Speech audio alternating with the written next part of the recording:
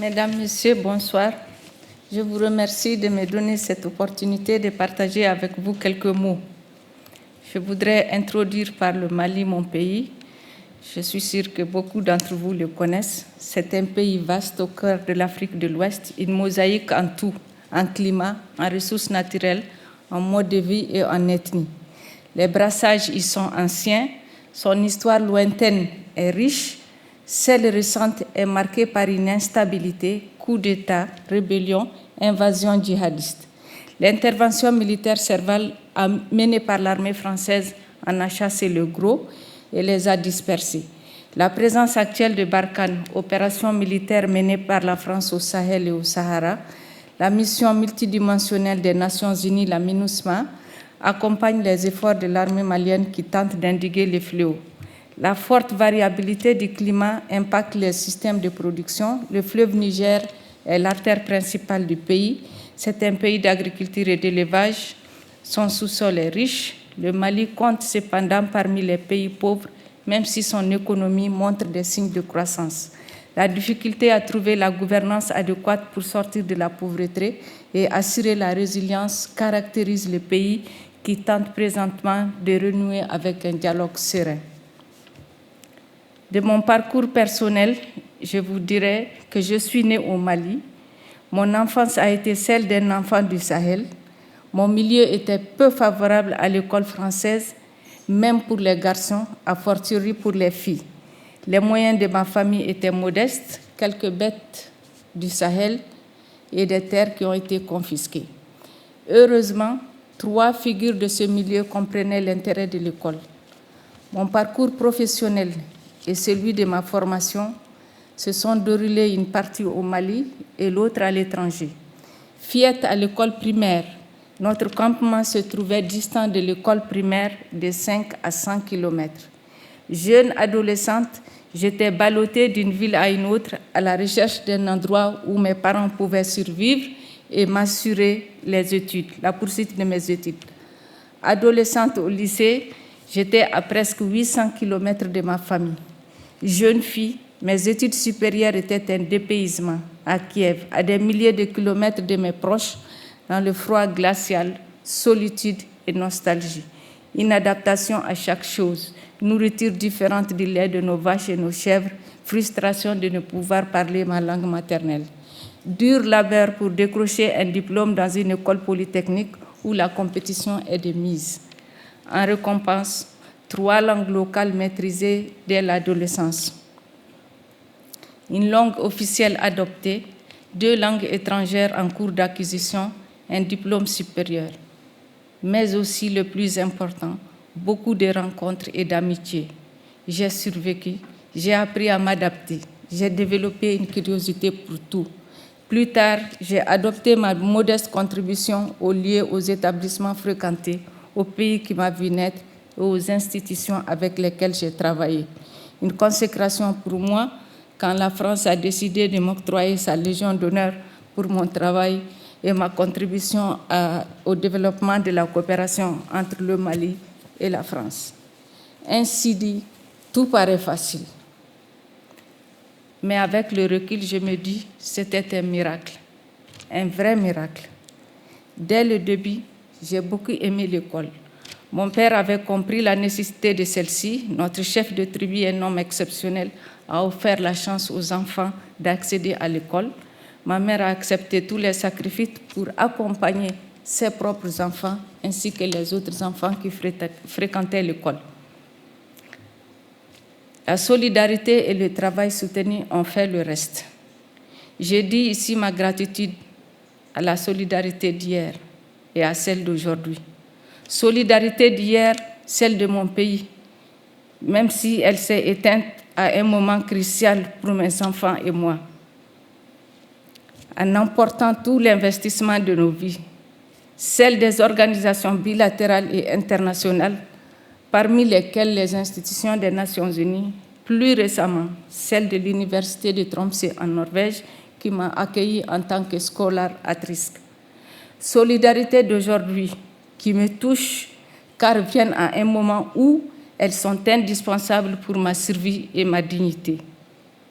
Les prestigieuses institutions que sont le Programme national PAUSE, porté par le Collège de France, en partenariat avec l'Université Paris 1 Sorbonne, Panthéon et l'IMAF, me redonnent l'espoir et me permettent de renouer avec mon travail sur le Mali et sur l'Afrique.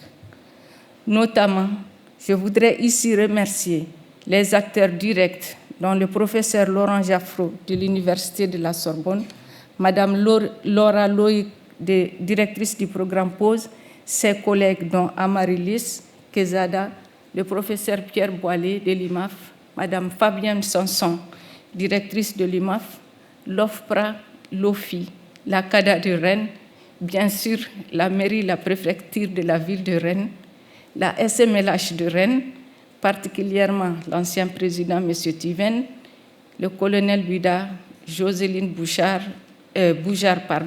maire adjointe de la ville. Permettez-moi aussi une pensée de reconnaissance à ma famille et à tous mes amis qui m'ont donné le courage de traverser ce chemin et de vous rencontrer aujourd'hui. Mon travail de recherche, l'inspiration m'est venue des schémas de développement qui se bousculent en Afrique et de la réalité du terrain. Le Mali, comme d'autres pays d'Afrique, a besoin de booster son développement dans l'équité. L'éducation, la formation ont une part importante dans cet effort. Les coûts de formation conventionnels sont inabordables dans ce pays, mais l'utilité de la formation est indiscutable. Les systèmes éducatifs de beaucoup de pays africains sont visibles, les limites de ces systèmes sont visibles, capacité d'accueil, inadaptation des curricula aux réalités locales, et aujourd'hui, des études même supérieures ne débouchent plus sur un emploi. Le Mali et l'Afrique ont aujourd'hui réellement besoin de nouvelles solutions. Ce besoin se voit, se ressent et se lit. La presse rapporte des milliers de jeunes, et pas seulement, qui périssent dans les océans ou encore entre les griffes de groupuscules obscurs qui vident l'Afrique et le Mali de son plus grand trésor, sa richesse humaine. Il faut améliorer l'accès aux services auxquels seule l'éducation, c'est-à-dire l'information et la formation, permet d'accéder pour espérer réduire l'écart entre différentes couches.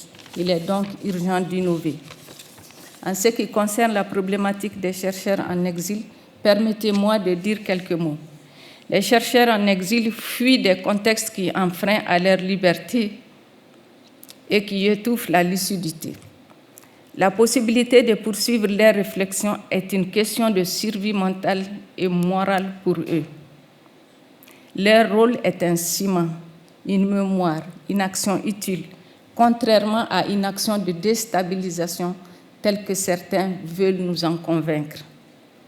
Dans le pays d'origine déjà, il est important de promouvoir la protection des droits des chercheurs à travers la solidarité de leurs collègues dans les pays où la démocratie est institutionnalisée, en intervenant dans la défense des chercheurs qui sont privés de leurs droits, lésés ou susceptibles de l'être par leur origine, conviction ou croyance.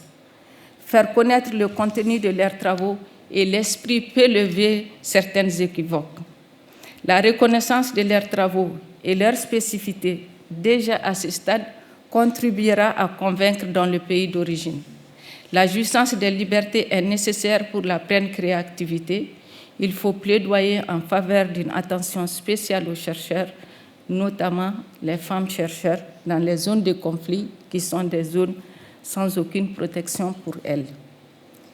Une fois contraints à l'exil dans le pays d'accueil, la protection des chercheurs se concrétise par l'octroi de l'asile indispensable.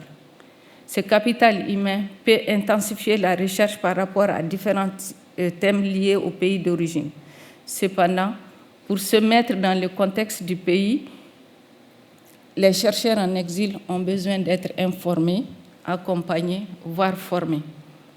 Un cadre de réflexion entre chercheurs en exil d'une part et d'autre part entre eux et ceux du pays d'accueil peut inspirer mutuellement en partageant les expériences, examinant les défis qui se posent aux scientifiques en exil et surtout identifier des pistes pour relever ces défis.